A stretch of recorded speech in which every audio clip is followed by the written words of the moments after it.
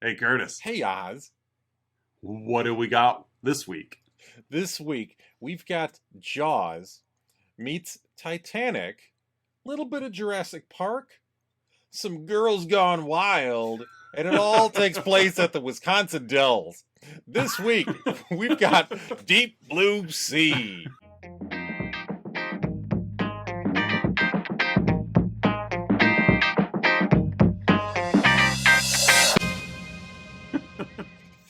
Wisconsin Dells. It's like, is this Tommy Bartlett's water show? It is. Yeah, Tommy Bartlett. Yep. There was you didn't catch the big water skiing bit halfway through Deep Blue Sea? It was all the churning water reminded me Yeah. of of just Absolutely. everything at Yeah. the Dells. Yeah. Oh, for sure. For sure. Welcome back, listeners and viewers, to another week of Let's Talk About Flicks, that podcast that you love more than your family. I'm one of your hosts, And Oz. with good reason. And I'm the other host, Curtis. And we're here to give you another good time. We're here for another enjoyable flick as we cover the first movie in Bluevies month, New month! Deep Blue Sea, episode 79. 79. Wow. 79. On the road to 79,000. 1,000.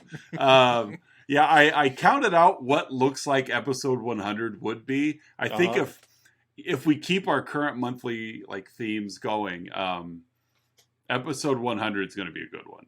Okay.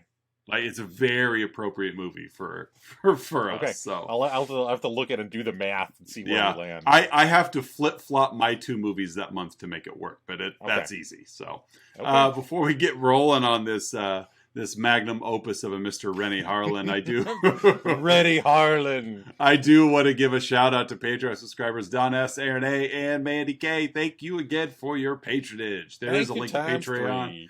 Yeah, there is a link to Patreon down below if you feel that 3 names isn't enough each week and you want to add to it. So, your week, all right? Yes. You're kicking off Bluevies month. So, allow me to go through I'm going to say, fairly talented cast. Yes, shockingly for a B movie like this. Yeah. A late 90s B movie. It does have some a wealth of named people whose names we're familiar with. They have a wealth of people with names. People with names. With the exception they of first names, they have last names. Well, Sometimes almost. both. With the exception of the boat captain, everybody has 2 names in this movie. He's just Christos. But no, I feel Christos was in this. Christos, yeah. Oh, he's the guy from Desperado. He was also he's been in all sorts of stuff. He's the boat captain. So and everybody else is just a whoever. But you've got Christos. But no, I feel like this is, no pun intended, like the tide was right for these because so many of these names have gone on to do bigger and better things that this was kind of like that sweet spot in their up and comingness. So we start with our main character, the man with 2 names, Carter Blake, played by Thomas Jane. Never trust those people with 2 first names. No, you can't do it. This was kind of a career, I won't say a career defining role, but a career making role for Mr. It launched him into the stratosphere. Right? To which he's yet to come down. Yeah. Carter Blake plays Indiana Jones. Mixed with, actually, Carter Blake plays, or Thomas Jane plays the Chris Pratt role in the Jurassic World movies. That's basically what he is. Yes. I know a lot about these, and I'm in the dirt with them. Although in this case it'd be the water. We also have my favorite herb, Saffron Burrows, playing Dr. Susan McAlester. She left all of her emotions on shore, so there's no need to worry about how she's feeling or what she's thinking. No. Unless she tells you, you're not going to know, because she plays the Ian Holmes of this movie, the android with no emotions. She's your Lance Hendrickson. Yeah. But only she's not a droid. You've got Samuel L. Jackson also playing a 2-named man, Russell Franklin. Yeah. He's I don't know. He's like just your knowledge base, I guess. Like, yeah, really, he's like a consultant, sort of. Yeah. Yeah. Like a specialist. We've got Jacqueline McKenzie as Janice Higgins. She's just kind of there as part of the team. You've got Michael Rappaport as Tom Scoggins. Oh, do we? Yeah. He's also just kind of there to be a member of the team. Yeah. You've got a Stellan Skarsgård appearance. Yes, we have a Skarsgård. Playing Jim Whitlock, who again is just kind of there. Dr. Jim Whitlock. Dr. Jim. Doctor. He starts with 4 appendages. He ends with 3. Yeah, and then last but certainly not least, we've got LL Cool J playing the. He's the chef, but named Preacher. But what would you even call this thing they're on? Kind of like sea base, like a floating research center. As I say, the research kind of base. So yeah, he's the short order cook of the group. Slash bartender. With a parrot, named Bird. What a cruel thing to do, to take a parrot out into literally the middle of the ocean. Mm-hmm. Then you just have a bunch of other people. You've got a helicopter winch operator. You've got boy number 2. You have friend of Janice. But we can't forget... friend of Janice. But we can't forget Mr. Frank Welker as Parrot Sounds. That Frank Welker. He can do anything. He speaks on behalf of the birds. Frank Welker, he's just a voice actor. We've covered Frank. What was the name what movie did we cover that he was in? Oh, not in, but he did the voice. He did the voice of something. He's done the voice of everybody. He was like Nibbler in Futurama. Right, he's just kind of everywhere. Yeah, so. I forget the one that he's done with us, but it was some other animal sound. And again, this movie directed by Renny Harlin and written by three different people. Duncan Kennedy, Donna, and Wayne Powers. Renny Harlin of such hits as Cutthroat Island, Cliffhanger, and one of the Nightmare on Elm Street movies. He also did Long Kiss. He was at Long Kiss Goodnight. I did like that movie. Yeah. So he was Mr. Gina Davis for a while, wasn't he? He was Mr. Gina Davis. Yeah. That's actually what he preferred to go by. Mm-hmm. Die Hard 2 also did The Adventures of Ford Fairlane. Oh, yeah. Vaguely. So with Andrew Dice, with the Dice Man, the Dice Man coming. So that's your cast of characters on this anchored down shark research base. So what are they doing on this research base? Well, before we see the research base, we have an inconsequential opening scene that I have to mention because this is the Girls Gone Wild reference. Yeah, it's party boat time. Yeah, it's party boat. We're at a couple in the middle of the ocean, or 2 couples, I should say. And as I put in my notes, as I'm reading verbatim from my notes, open on a couple making it on a boat. The boat is a rocking. Don't come a knocking. We get the do you feel something as the boat's shifting a little bit unnaturally. Yeah, I feel something. I do. Something starts ramming the boat from below as the boombox and the teddy bear fall in, and a shark bursts through the bottom of the boat. Oh, I love shark boat bursts. Those are my favorite fruit snacks too, by the way. shark boat bursts. They're full of gel. You bite into it and you get that juice burst. Yeah, from the makers of Gushers. Exactly. Shark boat burst. Shark boat burst brought to you by Nabisco. This one's a tiger head. And then there was always, remember Shark Bites? Oh yeah, in the Shark Bites, you had your standard fruit chews, but then there was the Great White that was basically like old toothpaste, formed into a tiny shark. Yeah, and they all had, it's like they all had bites taken out of them already. Yeah. Well, I guess these are authentic. It says it in the name, Shark Bites. Yeah. Yeah, they're just little nuggets of shark meat in a pack. Exactly, shark jerky. Yeah. So all of these young hot people fall into the water, and just before a Mako shark sinks its teeth into one of the couples. Tom Jane sinks a couple harpoons into the shark, and then he starts riding it around like Indy on a horse in the desert. Like Tommy Bartlett. Yeah, like Tommy Bartlett at the Wisconsin Dells. There's our through line, Oz. Yeah. And then that's our opening, folks. I wonder if Thomas Jane's real name is Thomas Bartlett, and he just. I bet it is. Have you seen both of them in the same place at the same time? So how can I get Tommy Bartlett and Calamity Jane? Oh, I'm Thomas Jane. I could do it. I would explain why during his water ski acts, he always had on the black shirt with a big white skull on it. Right. Exactly. Oh, Thomas Jane. We cut to a helicopter landing against a rising sun because in Renny Harlin movies, there's color everywhere and everything's always moving. Oh, yeah. Dr. Susan McAlester throws a copy of the USA Today on a desk. The headline, Test Shark Escapes. Uh-oh. She tells Sam Jackson's character, was it Russell, as well as actor Ronnie Cox, who has no lines in this movie and just sits there looking stone-faced.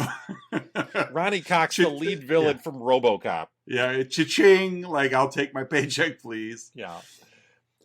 They said that they've had trouble at the facility, but they are close to the reactivation of the human brain cell. McAlester, it turns out, is fighting for a cure for Alzheimer's and dementia. Oh, it's because Ronnie Cox has it. That's why he isn't saying anything. just sit there and don't say anything. Not the actor, but Ronnie Cox. He forgot his lines. Right, yes, Ronnie Cox. It's very poignant. Poor Ronnie Cox. Yeah, sorry, Ron. She asks for 48 more hours. Your stock will skyrocket. And in my notes, I put down here, Oz, capitalism at its finest. You can't just like cure Alzheimer's for the good of it. Right. There's got to be some moolah exchange there. And we will find a cure, and then within 48 hours, your stocks will go up. Pretty sure R&D takes a little longer than 48 hours. We're gonna figure it all out, publicize it. I'm pretty sure the medical community needs like clinical trials and like the FDA will be cool with it. Like the world was shutting down due to COVID and we couldn't get a vaccine okayed in 24 to 48 hours. But Alzheimer's, we got to get it. We got it. We cut to Susan and Russell flying in a seaplane to a floating research station off the coast of, I think, like Baja, California. No, it's Detroit. Yeah, off the coast. It's one of those Lake Huron. One of those lake sharks. Land shark. I was surprised that none of these Mako sharks were played by Mako from the Conan the Barbarian movie. That would have been. I like where you're. I would have loved that. Get rid of the sharks and just have Mako swimming around. Bashing into an oven door. He was in a green screen the whole time. Yeah. He was the placeholder for the sharks. This was pre-Andy Serkis, so you had Mako. Mm-hmm. Carter Blake goes for a swim with a shark, picks a license plate out of its teeth. Carter tells Russell sharks don't like the taste of humans. They only bite you if they think you're a fat little seal or a business suit. Ooh, burn, Carter Burke. Ooh, got you. Oh, got you good. Oh, the Dice Man. Hickory dickory dock. We get a POV shot of a shark looking at Russell while Jan hands him gives him and the viewers, by the way, the tour. Jan is like walking exposition, by the way. Yeah, that's all she's there I love it. I love and hate characters like her. I do too. My purpose is to provide the viewer with enough knowledge to know what's going on. One thing I love about it is when you come across a character like that, you know you could turn your brain off because There's no thinking involved. So it's like, I'm just going to relax. Nothing to figure out here. Everything is going to be laid out in front of me. Yeah. Which I should have known that when it was directed by Renny Harlin. Like, Yeah. that was a giveaway there. Oh, directed by Renny Harlin. My brain can dial down. Yeah. Yes. I just put it on I'll put my brain on energy saver mode and just. Yeah, exactly. It's like C-3PO. If you don't mind, sir, I'd like to power Yeah. down. So there's a lady in the tower who does like the radio and stuff. I kept labeling her as the fun lady in the tower. Yeah. Because she was always like partying and like, hey everybody, it's me, fun tower lady. Fun tower lady says there's a storm coming. So yeah, that's certainly not going to come back to be a thing. No, not in this movie. Carter blames Tom, Michael Rappaport, playing Michael Rappaport with math skills. Yeah. He blames him for not locking the sharks in before they escape. So that is the escape shark that Carter tracked down in the beginning did come from this facility. Carter Blake was totally just checking out those couples making out and just got lucky that the shark came by. How do you track a shark at night? He's Carter Blake. That's true. Carter Burke or whatever his name is. I think Carter Blake. You're right. Yeah, he's got 2 first names. Michael Rappaport then goes on to say words like surface variations and tensile strength, which I found just hysterical. I saw the veins in his head popping out when he's trying to pronounce them. You see him squinting at the cue card on camera. Right. Tensile? Right. Tensile? Surface variations. Jan then explains the layout of Aquatica for us. Yeah. Susan's she's doing her Alzheimer research on shark brains, So what they're doing is they basically inject shark brains with like human stuff, and it makes them smarter and it cures Alzheimer. Mm-hmm. Yep. That's science. That's the scientific rationale there. Yeah, it's science. Rappaport was just throwing out big words. They were all unnecessary. This is what they're doing. Yeah. Like putting human stuff in a shark brain and makes it smarter. Yeah. We find out Carter's on parole, which is a thing that keeps recurring in the movie. Whatever. Right. We meet Preacher as LL Cool J's chef, bartender, bird wrangler, crazy scene person, chewer, but also sane person. Yeah, and his talking bird. Yeah, bird. Yeah, bird. Mm-hmm. It's hilarious too. The bird calls him Fat Butt. Oh, I know. Fat Butt. Totally, you got him good, bird. You bird him good. Carter observes the super sharks feed on a normie shark, so they're feeding sharks to sharks, which is not something Carter is cool with. No. The fun tower lady says they have a problem. I hope it's not that storm coming. Turns out it's a surprise birthday party for McAlester. She's thrilled, by the way. Surprise! Shark was there. That shark was adorable in that birthday hat.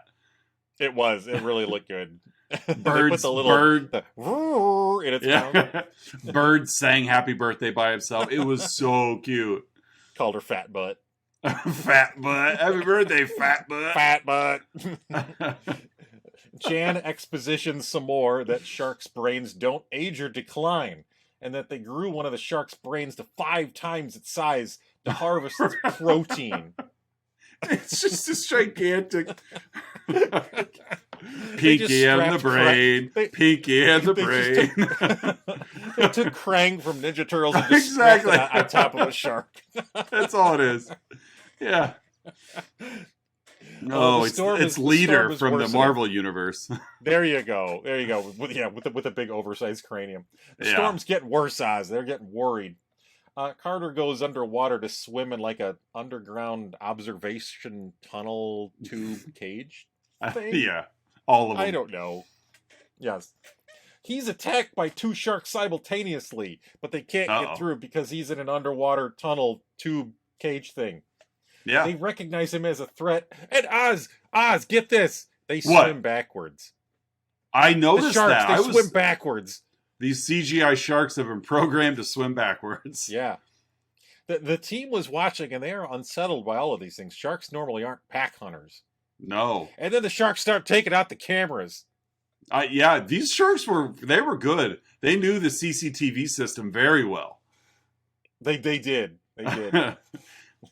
They probably got their associate's degree in closed circuit television or TV and VCR repair, computer programming. Until Schwarzenegger and Mick Fleetwood packed into the signal. Right, that's true. Oh, that would have saved the day if they would have, yeah. Carter tranks the big shark, and they bring it into the lab to run brain scans, take a brain tissue sample. This won't go bad. No. Then they put the shark's brain juice on some human Alzheimer brain cells. Again, verbatim, that's my notes. The shark's brain juice. On Alzheimer brain works, cells.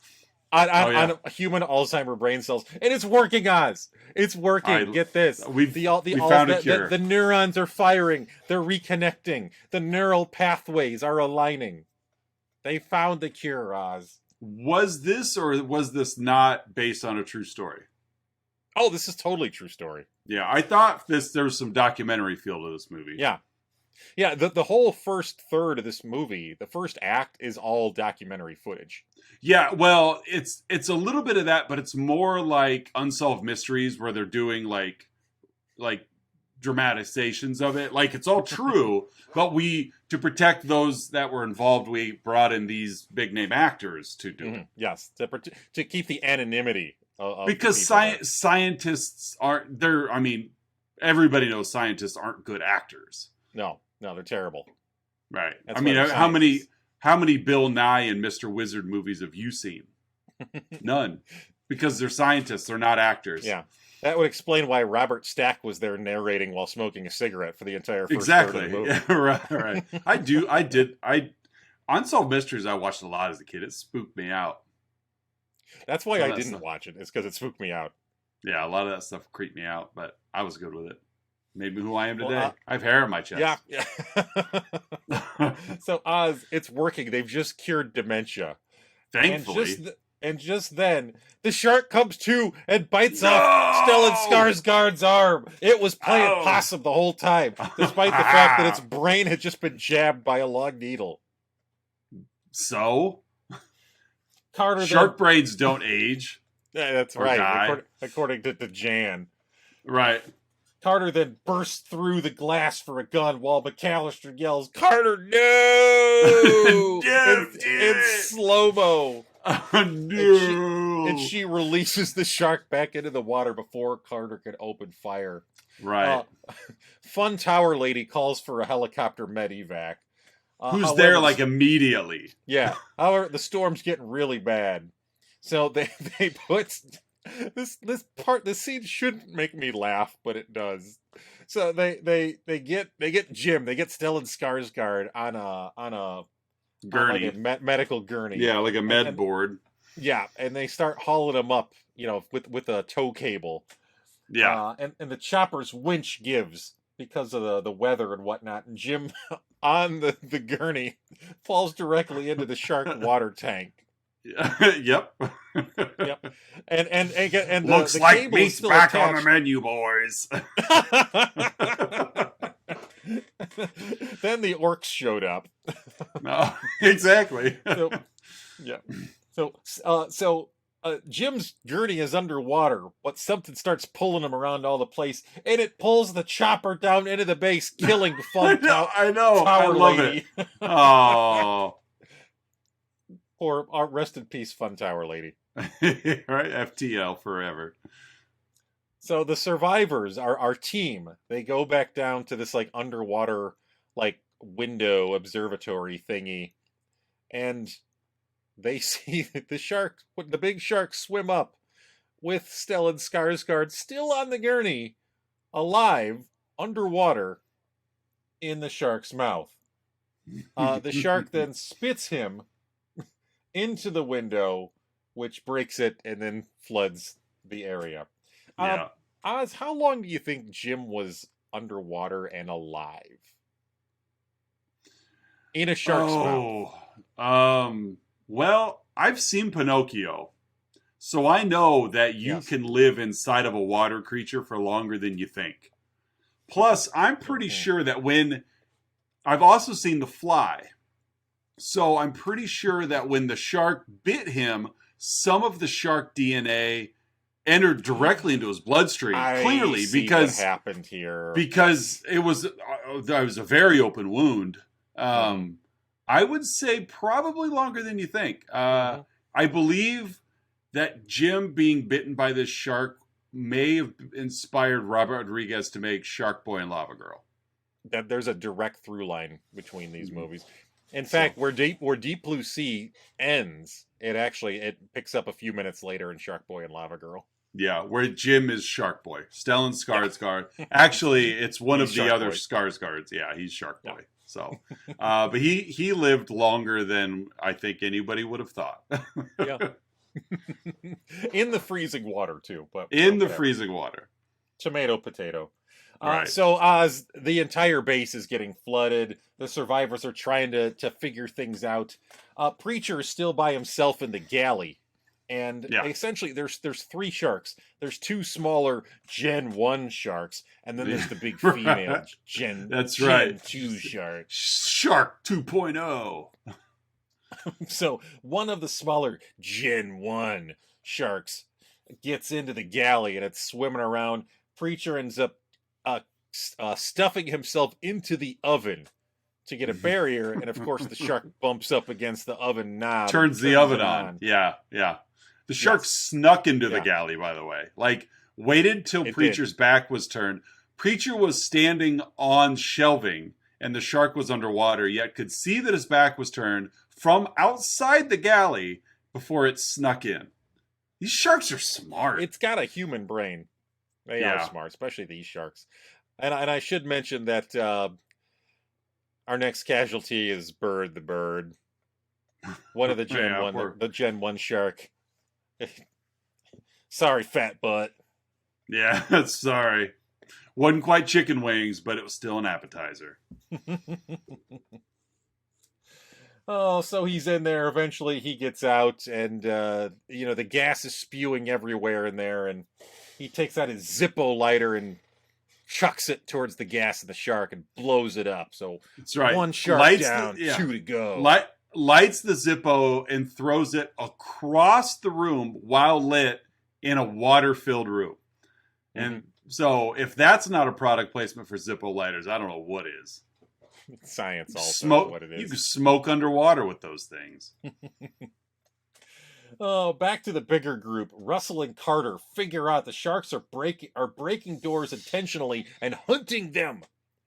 And Oz, here's where this movie really pulled me into its feasible plot. Susan, Dr. Susan, the one who's trying to cure Alzheimer's, admits that they've violated the Harvard Compact using gene therapies to increase the shark's brain mass. And as a side effect, the sharks got smarter. They violated the Harvard Compact, Oz. Not the Harvard Compact. Did it. KFC did it years ago. So their chicken's so big. They're going to have to register as superheroes now. A mixture of 12 secret herbs and spices. Right. But Carter says, what you've done is taken God's oldest killing machine and gave it will and desire. I love how God has a collection of killing machines, and this one's his oldest. He does. By the way, will and desire is my favorite cologne. Yeah. It's got a good healthy musk to it. So they're trying to escape. They go to a sub. They're going down in the complex to get to a sub so that they can eventually go back up to the surface. Because that's where they keep their subs, is further down in the complex. Yeah. However, the sub's been wrecked. Tom by says, a shark. Something did this. There's nothing explosive down here to wreck the sub. So Russell says, we're going to have to put the scuba gear on and we're going to have to swim up. I will say, Carter warns Russell, you're standing a little too close to the water. This is one of those like sea underground or underwater sea things where like you have direct access to the water because of like the air pressure and the water buoyancy pressure and and stuff. Yes. So they come up with a plan. You know, there's a ladder there. You know, we can climb up this ladder, but it might depressurize this pool. Russell then gives an inspirational speech because, you know, people are coming apart at the scenes, and rightfully so. They just watched a man get spit out by a shark. Right. We're not going to fight anymore, as Russell says, standing right next to this big pool that leads directly into the ocean. We're going to pull sharks together. Right. Yes. Avengers assemble. Yes. Here we go. We're all together on 3. 1, 2, and then the shark jumps up and eats him. Right. Yeah. Eats a CGI Samuel Jackson. CGI Nick Fury. That's right. Did you, Oz, were you aware of this scene the first time you saw it? Oh, yes. Yes. I did not see this movie until probably the first time within the last couple of years, probably. But so I was well aware of this scene prior. So it wasn't really that big of a surprise. But back in 1999, I could absolutely see it being like, oh my God, that shark just jumped out. I didn't see that coming. Yeah, and Sam Jackson, especially at the time, was the biggest name in this movie. Oh yeah, and they had set his character up to be, you know, kind of between him and Carter. You know, he was kind of the de facto leader. Like, Carter's the muscle, he's the brains. We're gonna figure this out, chomp. Right. So I did enjoy the scene. I know I would have enjoyed it more because, like you, I saw it years later for the first time. I know I would have enjoyed it more had I not known about it. But I would imagine that would have been a fun moment in the theater. Oh yeah, for sure. So the survivors, not including Sam Jackson, they open this ladder hatch, which destabilizes this pool, starts filling with water. They start climbing. We get a point of view of a big shark swimming into the station, banging up against the door. They're going up this ladder. Ladder tips over. Oz, Exposition Jan doesn't make it. No, well, to be fair, she was out of story to tell anyway. Like, yeah. At this point, we know they're just trying to survive. So see you, Jan. Right. Yeah. You did your purpose. Thank you. Yeah, you've told the background now. Right. Yep. So we got Carter left. We got was it Susan left? We got Tom left, and they meet up with Preacher. So it's the 4 survivors. Carter and Tom go off to do something with a generator to like drain water, something or other.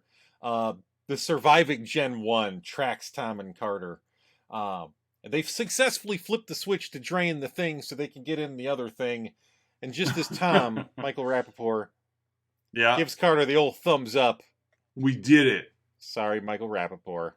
Chomp. We did it. We're gonna get out of chomp. Yeah, chomp. Chomp. I love it in movies where it's like they give that affirmation sign or like, hey, we're all gonna make it. Boom. Success is evident. Chomp. It's like and they sent this up in 22 Jump Street, the scene where oh God, what's his name? The guy's plays a villain and everything. Peter Stormare.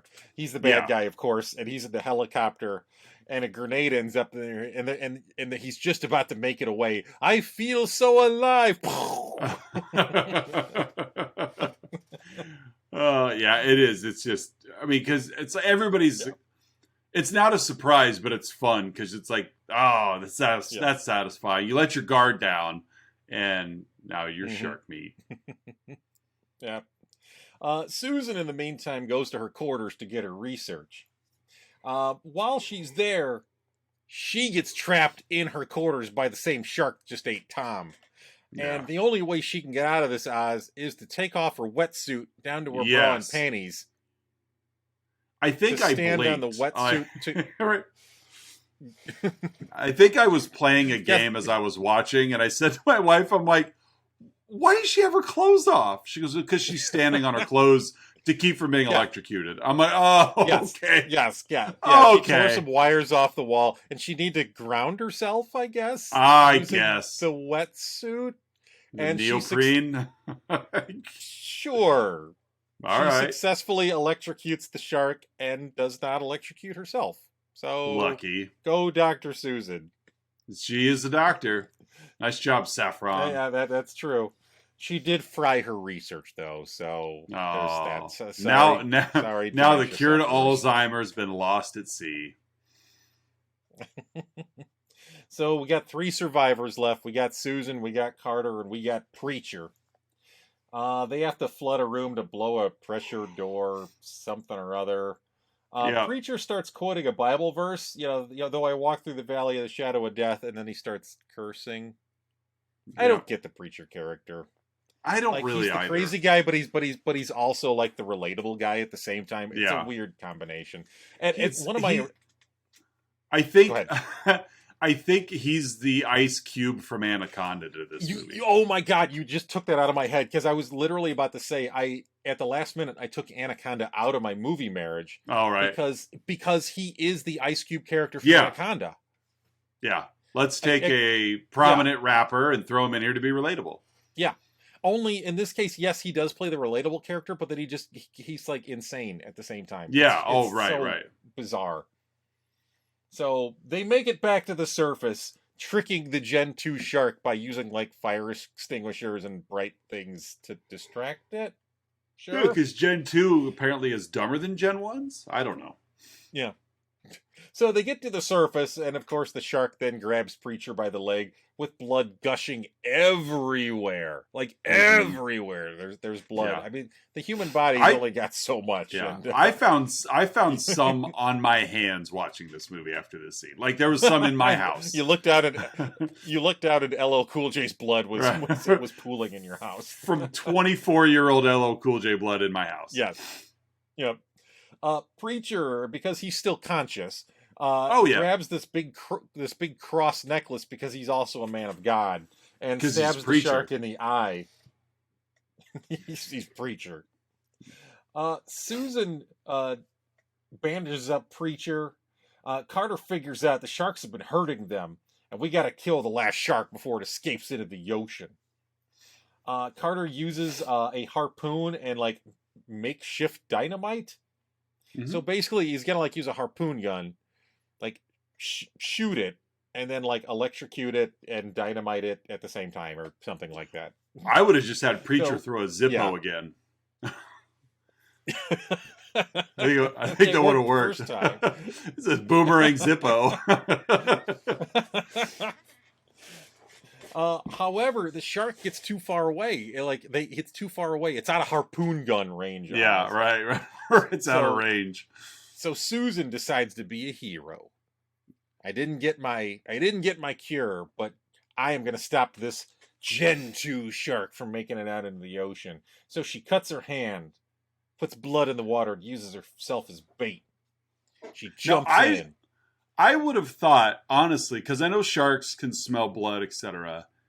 When she first cut her hand, I thought she was just going to like cut her hand and drip it into the water to get it to come back. No, she dove in.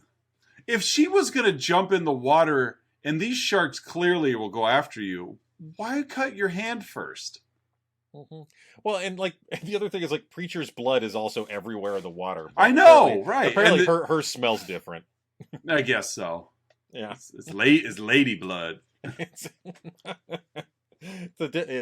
Type A versus type O negative. It's a totally different scent. Yeah. Yeah. Jabberjaw could sniff this one out. Is that O positive? I love O positive. It pairs well with cheese. Hers smelled like saffron. There you go. Touche. So she jumps in and gets eaten. It's like chomp. Yeah, which so of course we obviously should have seen it coming. Like yeah. That's the whole point. She jumped in, but it got her. And I did appreciate that as well. That she jumped in. You think she's gonna have this hero moment, and no, she just gets torn apart. Like she gets like torn in half. And of course, Carter has jumped in at this point to go after Susan because why not? Because he likes to wrestle. He's seen Fulci's zombie too, so he wants to go wrestle sharks himself. And so he's in the water, Oz, and there's nothing between the shark and him. He doesn't have the harpoon gun anymore. He can't. He tried climbing out, and, like, something broke, so he's in there. And the shark comes at him, and Oz, Yeah. he pushes himself off the shark's nose, does like a double somersault, and grabs the shark's fin, going for a ride on the Tommy back of the shark. Bartlett. It's a Tommy Bartlett water Tommy show. Bartlett. Only in Wisconsin Dells. Only in the Wisconsin Dells. He's Filmed at on Pirates location. He's at Pirates Cove on Sundays. sign an autograph at the mini Yeah, you golf get course. autographs. Yeah. He'll sign your putter. He'll come to your Culver's opening. He'll do it. He will. Don't dare him not to. He's not even there as like a star. He's just there. He's just there. I want the first cheese curds. I just really like Butterburgers.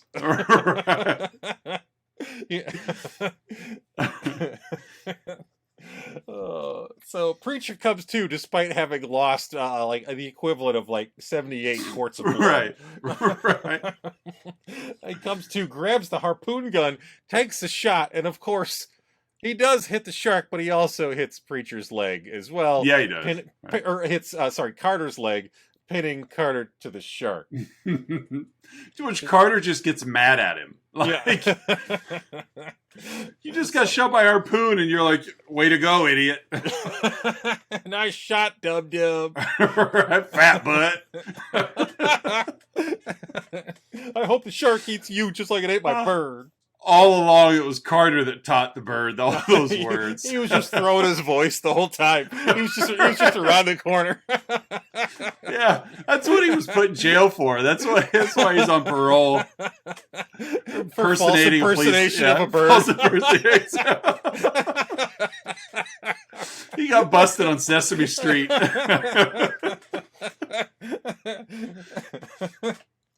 So Carter is pinned to the shark with a harpoon, and the shark goes back to try to escape through this hole in a fence to get in the ocean. It kind of pins Carter to the fence, freeing him momentarily. Preacher then electrifies this like tow cable that's been attached to it, and explodes the shark, sending up a like Old Faithful blood geyser. Yeah. It was like Johnny Depp's bed in Nightmare on Elm Street. Yes. You just needed chunks of Johnny Depp flying down as well. Right, that's all you needed. Carter and Preacher take a moment. Preacher says, "Take me back to the ghetto," as the rescue boat pulls up. That's the last line in the movie. That, folks, is 1999's Deep Blue Sea. At this point in the show, Oz and I each give our own unique rating to the film we've been yapping about. In this case, Deep Blue Sea. Oz, how would you rate this flick? Oh man, I enjoyed talking about it more than I enjoyed watching it. I'm gonna give this 5 LL Cool J Kangol hats. Here we go. How about you? I'm gonna go with 61 motivational speeches. Here you go. Cut We're short. gonna band together. Chomp. Next up, we've got Outside Insights. Folks, Oz and I have scoured the interwebs looking for unprofessional reviews that tickle our funny bones, and we hope they tickle yours too. Oz, what is your Outside Insight? This is from Raf Strummer Zero, left a month and a half ago. Yeah, on Letterboxd. Month and a half ago. The ultimate shark movie that isn't Jaws. Oh boy, do I love this movie. I don't know how many times I've rewatched it since renting it when it first came out, but I could tell you it's a lot, a bunch, many times. Oftentimes, though, I don't rewatch this movie. Filled with famously terrible CGI from an extremely awkward time for the art form. I feel like it could have been fixed or better if they took a little longer to figure CGI lighting and such out. On the other hand, this movie has some great practical effects, great set, great lighting, great cast, a turbulent mix of terrible writing, and moments of good writing. This is an amazing mess of a movie and a relic of its time that is just stupid and fun. 5 out of 5. Okay, I just love the line. I just love the line. I've rewatched it a lot, a bunch, many times. Oftentimes, though, I don't rewatch this movie. I don't want you to think I'm always watching it. I'm only sometimes watching it. Yeah. Sometimes I watch this movie a bunch. Sometimes I watch this movie. Sometimes I do something else. Right. We talk or not talk. Oh, man. Oh, what about you? What's your outside insight? My outside insight, as always, comes from the Internet Movie Database. This is a 10 out of 10 review left by Ivo Cobra from December 2017, so 6 years old as of the time of this recording. And I have a feeling that this review was left in jest. However, it still tickled me enough here. Deep Blue Sea is my favorite shark monster horror film and favorite film of Thomas Jane. The idea about Alzheimer disease making sharks smart was brilliant.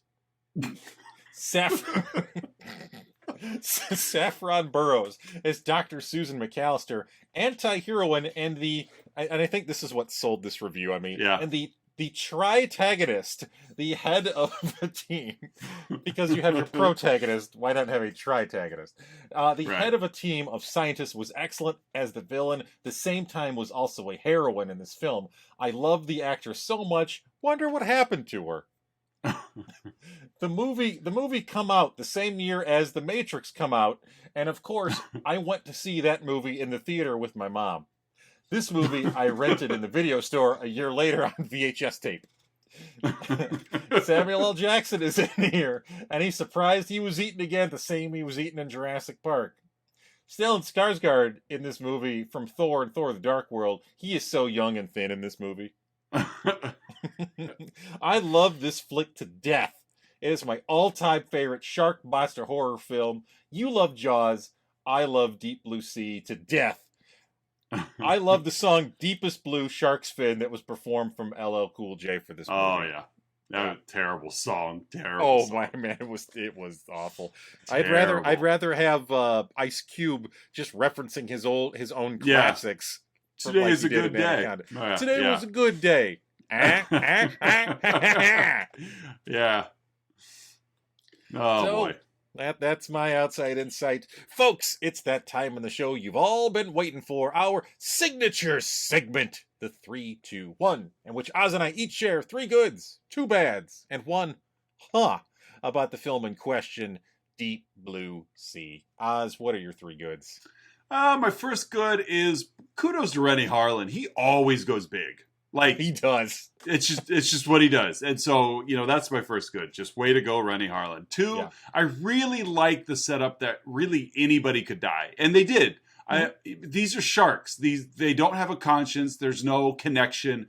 They're just God's oldest killing machine, as we learned. As a wise man once said. Right. It's been prophesized that, but so the fact that like anybody could be a victim and was a victim, I like that. Like, you weren't saving your top names for the end credits. And third, just LL Cool J. It's just bonkers in this movie. And it was a bonkers movie. So somehow it felt fine. He didn't stick out. He overacted, but the movie was ridiculous. And so way to go, LL Cool J. So those are my 3 goods. What do you got? My 3 goods, I'm going to go with the shark POV shots. Again, I am a fan of odd POV shots, whether it be from animals or inanimate objects or whatever. I don't know what it is. Dumb POV shots. And we had our dumb POV shots. Yeah, I like it too because, it shows a willingness to be creative in your filmmaking. That's like not everything is a point of view of an actor or just a camera set towards people. I enjoy it as well. Mm-hmm. My second good is Sam Jackson's purple sweater and collared shirt underneath and his gray frame glasses. I thought that was a good look for Sam. He looked good. So Sam Jackson's purple sweater combo. And then my last good is it's just dumb fun. You know, as we've mentioned, you just turn your brain off, put it down in energy saver mode, and just sit back and enjoy the dumb fun. And that's what it was. Right. Renny Harlin definitely knows his audience. Yes, and he delivers every time. Yes. Those are my 3 goods, Az. What are your 2 bads? My first one is the first half hour of this movie is super boring. Like, until they get to the research facility and actually start doing stuff, it was just boring. You had the opening Girls Gone Wild kind of scene, and then until the sharks started doing shark things, it was just boring.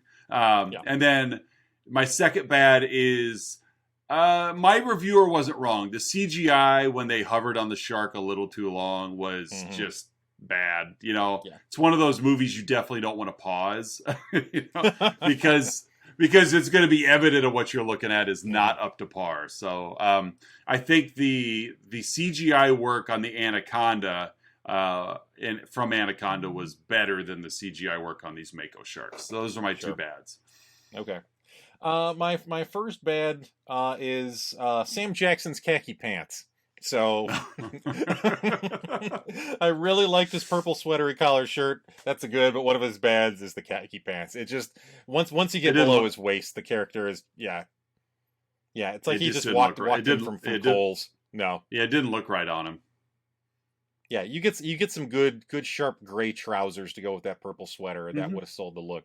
You know, they should have just kept the camera on him from waist up the whole time. He would have looked great. That's pretty much par for the course for Sam Jackson anyway. So. Waist up. Yeah, waist up Sam J. My other bad is smart guy Michael Rappaport. with his math lingo and his tensile strength and nice job, Brian Scalabrine equations. Exactly. It didn't quite sell it for me that Michael Rappaport was playing a learned man of science. Yeah, I'm the smart one. Like, no. Yes. He's there to talk about equations, and that's not Michael Rappaport's forte. Yeah. Those are my 2 bads. Oz, what's your do we often use Mako sharks as experimental drug animals? Like all the time. Yeah. So it just seemed a little far-fetched of like, we have this theory, and why a killing machine? Like, or why not even a smaller shark, like a leopard shark or something, you know? But no, we're going to get these Mako sharks. So that's mine is, are Mako sharks used as experimental drug animals? Not after this movie. Why not? Not after this documentary. This movie was a portent of things to come. You don't use Mako sharks for neural experiments. Michael Moore was ticked off that Renny Harlin beat him to the punch. Fahrenheit Shark 11. That's right. This is his next one. So what's your My what was with Russell's weird backstory? Like, to establish that he's like a survivor and a tough guy, he was like an avalanche survivor, and from Cliffhanger. Yes, and it was him and several others that survived, and it turns out that they ate people. Yeah, it got real, man. It got real. It got what was that? It got real like Alfred Packer in a hurry.